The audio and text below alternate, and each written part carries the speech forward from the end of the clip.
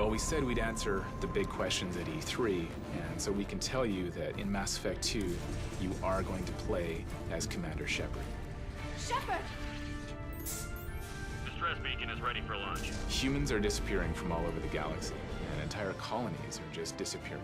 Now, they say it's going to be a suicide mission, but as Commander Shepard, you're going to prove them wrong. Surviving the suicide mission depends on the decisions you make throughout the entire game and when you get there. The characters in Mass Effect 2 are probably the most differentiated characters that we've ever done. The squad mates are the focus of the game. The mission we showed at E3 is kind of an example of how, as Commander Shepard, you're going to go out and find these most dangerous individuals. So, this assassin, you planning to stop him? I'm just here to make sure he survives. The character we're looking for in the E3 demo is called Thane. This is a character who lives in the shadows, he moves in the shadows, and when he comes out of the shadows, we wanted that to be a great reveal. He is the most dangerous assassin in the galaxy. He's not the type of assassin who's going to kill someone with a sniper rifle a mile away. He needs to be there, and he needs to look them in the eye. I was curious to see how far you'd go to find me. Well, here I am. So you need to make your decisions carefully, build a great team, and make sure they have your back, because really anything can happen. Combat in Mass Effect 2 is a lot more physics-oriented. Impacts, people getting hit, you'll be able to see the characters actually move and get thrown back, they're on fire, they look like they're patting themselves out. So we added a new biotic power called Pull. You lift them up and you see them blowing across the level or bouncing around. You know, he flies over your shoulder, rams into a wall, splatters. Now you're able to give specific commands to your squad members in real time. We don't force you into cover anymore, but going into cover, huge advantage in the game. You're going to get killed a lot less using cover. You're going to have a heavy weapon that you can choose from a larger group. Heavy weapons are special in the sense that they're not unlimited. Blow the hell out of everything. Your fantasy toolkit of destruction. In Mass Effect 2, we actually have a complete interrupt system. So now, in addition to having a fully real-time conversation, I've got nothing more to say to you. You can decide that enough is enough. It's time for action. How about goodbye? Space exploration is an important part of a definitive science fiction experience. Instead of instantaneously traveling from planet to planet, you burn fuel. You go deeper into space. You're trying to figure out, well, where should I go? Where shouldn't I go? When you arrive at a planet that you want to land on or learn about, you get to scan the planet, revolve it. It's almost like a planet toy. And you kind of tease open a really cool location for you to land at. Locations themselves are so much richer. They're really based on the idea of a singular, epic science fiction moment that you can't get anywhere else in the Mass Effect experience. The brutal scene that we showed in the demo for Mass Effect 2 is the Normandy being destroyed. It's getting chased down by a ship. The Normandy is clearly outgunned. This ship just had to come down on the Normandy like the hand of God. You see Commander Shepard dying. Your actions really do matter. One of the endings, although what we're showing in the demo is not one of the endings, one of the complete endings to Mass Effect 2 has Commander Shepard dying permanently.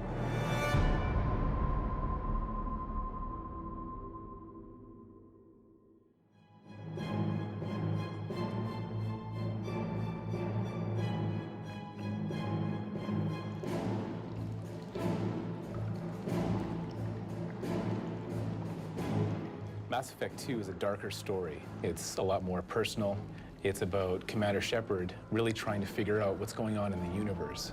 Human beings are going missing. Entire colonies are being abducted. You know that it has something to do with the Reapers, and it also has something to do with this new force in the galaxy. It's a new enemy called the Collectors. The Collectors are able to arrive with this enormous ship. Very quickly, swarms of little bugs sweep out and they paralyze all of the people in the colony.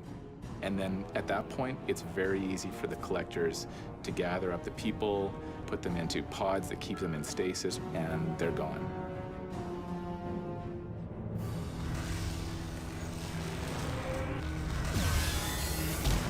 Well, the Collectors are a very insect-like kind of species. They can fly in from anywhere. They're armed with advanced technology like beam weapons. They're controlled by a single leader that it has the ability to possess them at any time. He can turn like a normal guy who's sort of not really, all that dangerous, and then suddenly he's like the most dangerous guy on the battlefield.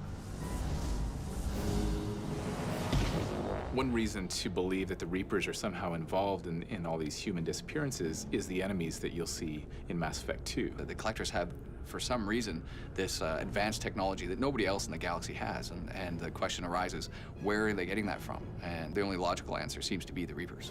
The Reapers are somehow experimenting with assembling human beings together to create other types of constructs. We have abominations who are like suicide troops for the Husks. The evolved version of sort of the Husk is called a Scion. 2 or 3 human beings morphed together and then grafted onto a weapon. You're going to fight something called a Praetorian. If you took 30 Husks and crushed them together into like a flying suit of armor, he can get up really close to you, and when he does, where he lands on the ground and just obliterates everything. The Geth are always going to be a part of the Mass Effect universe. They were a huge part of the story in the first game. Their role is kind of reduced in this, but we're going to learn some very interesting things about the Geth. So for the Geth, we have a bunch of new weapons. We have cloaking technology, we have plasma throwers, we have heat-seeking missiles, we have combat drones. There are some characters that you'll meet that are part of a Geth faction that actually has different beliefs. Legion is actually sort of a natural evolution of the Geth. Before they were sort of tied to their groups in order to maintain their sentience, but he's sort of broken beyond that and has the ability to think on his own. Legion is stalking you, he's obsessed with you, he's incorporated a part of your armor into his own. You need to track him down and find out why he's hunting you. We do not experience fear, but we understand how it affects you.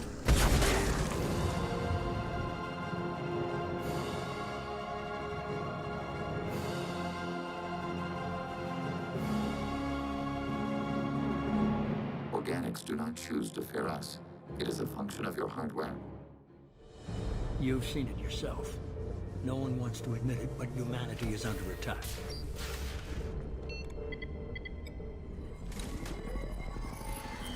Shepard. Hello, I'm Martin Sheen, and I play Elusive Man in Mass Effect 2.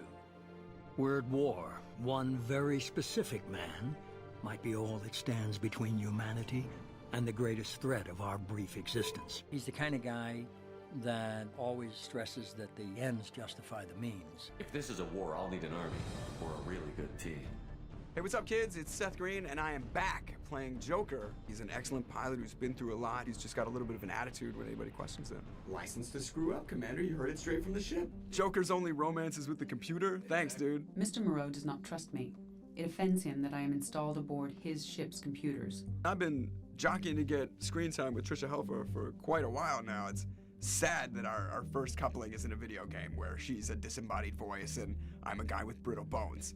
I've had some experience playing robots, and so a computer, generated is similar, although my Battlestar character was vastly different than Edie. I am the Normandy. I trust him to keep me operational. He trusts me to keep him alive. Hi, I'm Yvonne Strahovski, and I'm the face and the voice of Miranda Lawson in Mass Effect 2. I didn't fully believe you'd be up to the task, and it seems I was wrong. She's been genetically modified to be the perfect woman. Scared, Ms. Lawson? Cautious, Commander Shepard, but interested. I'm Carrie Ann Moss, and I'm starring as Arya. I'm the boss, CEO, queen if you're feeling dramatic. I know I've been so fortunate I've gotten to play really wonderful characters, and Trinity in the Matrix obviously was like, this really strong woman. But it's not that often that you get to play someone like that. Hi, my name is Michael Hogan, and I play Captain Bailey. He's running a rough and tumble precinct. There's a nice little place in the foothills I'm going to retire to. Not that I'm retiring anytime soon. My name's Natalia Sigliuti. I play the character of Morin. My lovers spent their last moments experiencing pleasure you can't imagine. It's a lot of fun to play someone that's that in touch with using what they've got. It's been a long time, Captain. It's Counselor now. I'm Keith David, and I'm playing Councilman Anderson. He's not really good at compromising his principles. It's only fair that you be allowed to speak for yourself.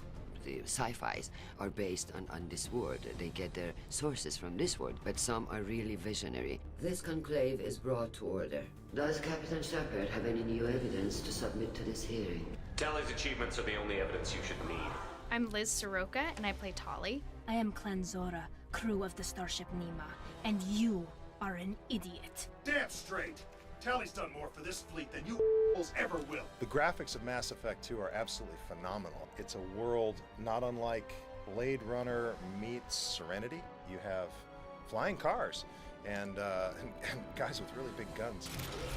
I thought that, space was over and I was done with and I was going to go on to something else, but keeps pulling me back in. These things always seem to sort of leapfrog. They seem to get more and more sophisticated, subtler, and this one doesn't disappoint. I need more than words. I'd be disappointed if I could persuade you that easily. Go and see for yourself.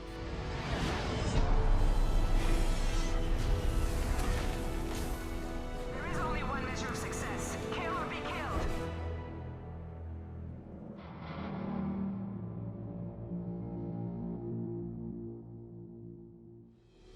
In Mass Effect 2, you are Commander Shepard.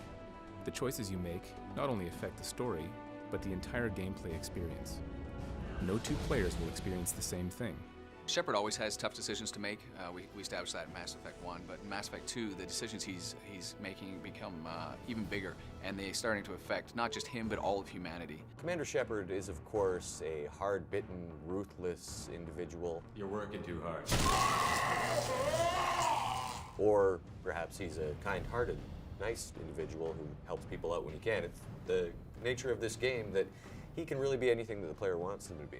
You'll determine your character's gender, your appearance, your powers and skills, and even how humane or brutal you are.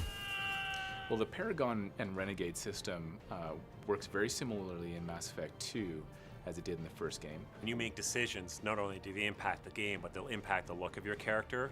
It's actually your Paragon Renegade status that affects whether you're able to charm or intimidate somebody. Time to spill a little merc blood.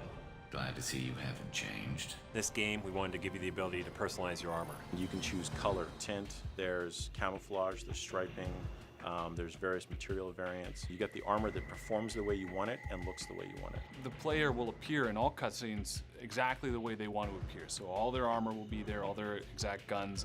So that's really exciting because it helps to draw the player that much more into the cinematic experience because that is their character playing out that adventure. Well, I think everybody loved the idea that you could go off the beaten path of the story and explore the galaxy. In Mass Effect 2, you're actually burning fuel. When you actually get there, you feel like you've really gone somewhere far away. Scan planets by moving the scanner around, turning the planet. When you find a location, that becomes what we call an N7 mission. The N7 Worlds was a chance for us to really explore those special science fiction moments you see in the movies and giving the level artists a chance to do something different and unique that you really can't bring to the core game. Some of them are standard length, like 30, 40-minute missions. Other ones are very short, like 10 minutes. They all tie back in the main story somehow. They relate to the Collectors, they may relate to the Reapers, ongoing stories with various mercenary groups, Cerberus. These things are all kind of woven through the expanded galaxy. They're optional. You don't have to go out and do these things. But because the idea of Mass Effect 2 is getting ready for a suicide mission, you want to make sure that you have all the upgrades that you need. Just because we can follow the Collectors doesn't mean we can take them out. I don't want to go after them until I know we're ready. If you don't have your guns upgraded, for example, on the Normandy, there will be repercussions in the endgame for not having that. So it's obviously in your best interest to go out and make sure that you explore and do these research missions. Mass Effect 2 is your story. How will you play? The more people we have on our side, the better our chances of success. Shepard! We need to keep building up the team. It's your call, Commander. Whatever you decide, we're with you.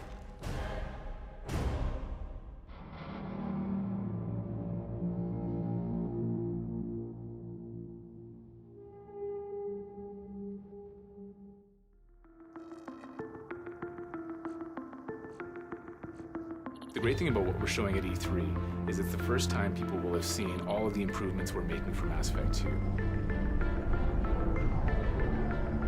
I think the major thing that we've done for ME2 is that we've put all our changes out in front of the player. We're going to be showing a behind the closed doors demo. A lot of people are actually going to be able to put their hands on it and play it. This demo is going to really show people what we're trying to achieve with Mass Effect 2. It is instantly a better feeling, better playing game. You're going to be seeing big action, you're going to be seeing great digital acting, you're going to be seeing great story. The number one thing that we were shooting for in Mass Effect 2 was intensity. Well, weapons, I mean, we had quite a few in the first game. We're going to have a heavy weapons system. We need something that when you hit somebody, you kill them 1,000 times. We made a ton of combat improvements in Mass Effect 2. Everything from the feel of combat to the AI, grabbing their arms, blow parts of them off, shoot out their legs from under them. They'll crawl, they'll jump over objects, and they'll hit the ground. It's a much more action, high intensity kind of combat. You know, sometimes we're like, are you sure that's not too much?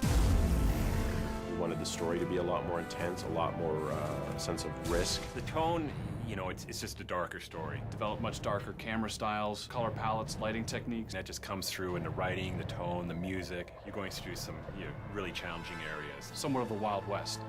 Warlords, crime gangs. We're going to go to some places that, are fun to do, but nasty. You're actually going to see new alien species. We developed the models a lot better. They hold up to close-ups a lot better. We looked at the old game and the new lighting in the new game on characters, and it was night and day. It was beautiful. If you killed off one of the characters from the first game, you're not going to see them in the second game, so your choices actually carry through. What they're going to see is some pretty shocking stuff. Even beyond the issue of whether or not Commander Shepard is dead, we're going to tell you and show you what's going to happen in Mass Effect 2.